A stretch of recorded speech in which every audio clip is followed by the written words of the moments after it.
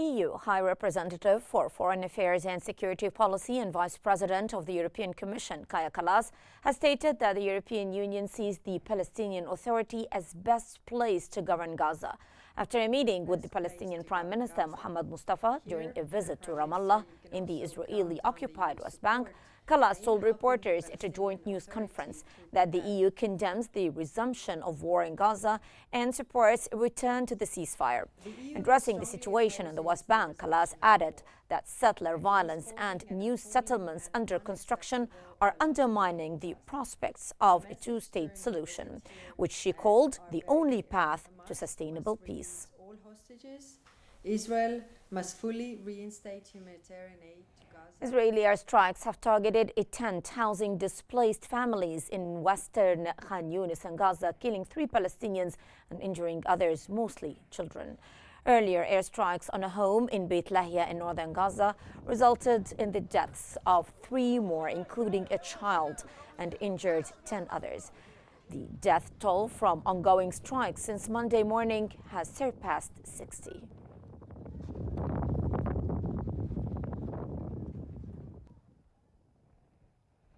The United Nations has decided to scale back its operations in Gaza following deadly Israeli airstrikes that killed hundreds of civilians, including UN personnel.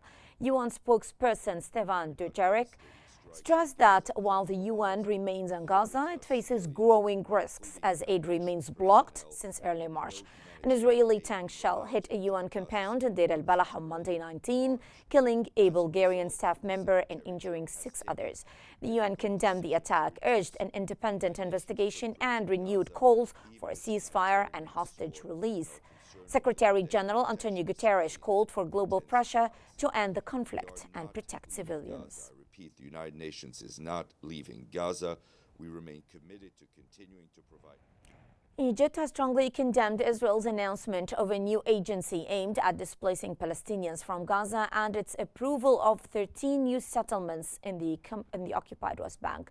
In a statement, the Egyptian Foreign Ministry rejected Israel's claim of voluntary departure, calling it forced displacement and a violation of international law. Cairo urged the international community and the UN Security Council to take firm action to uphold Palestinian rights and enforce international legitimacy.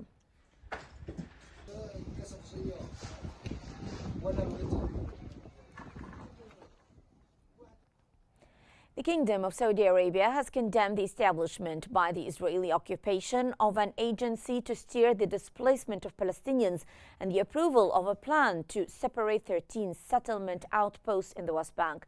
Saudi Arabia condemned Israel's plan to oversee Palestinian displacement from Gaza and legalize 13 Jewish-only settlements in the West Bank.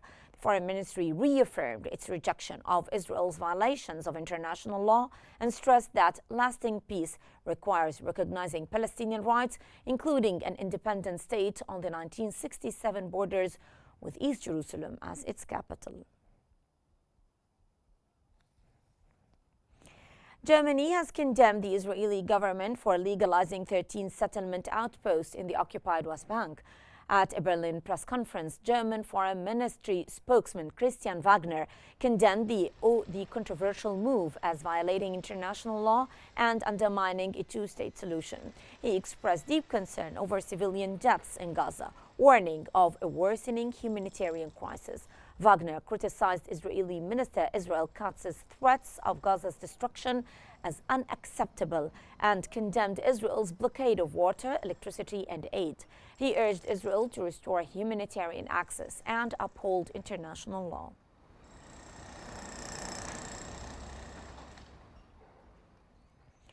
The United Nations Office for the Coordination of Humanitarian Affairs, OCHA, has condemned Israeli attacks on Nasser Hospital in Qnews. Olga Cherevoko, a spokesperson for the agency, stated that more lives and the very existence of Gaza are at stake. She added that the calls for this madness to stop have gone unheeded, and the bloody stain on the collective consciousness can only be undone if the world acts now.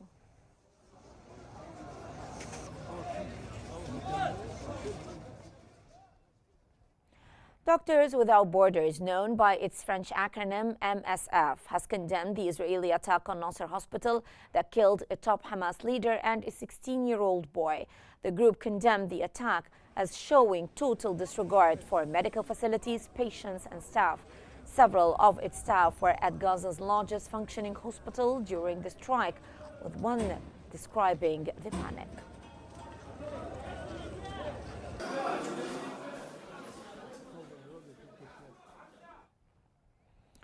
Thousands of children in Gaza suffer life-changing amputations from the ongoing war on Gaza. Gaza's war has left thousands of children with amputated limbs, described by the UN as the largest cohort of child amputees in modern history.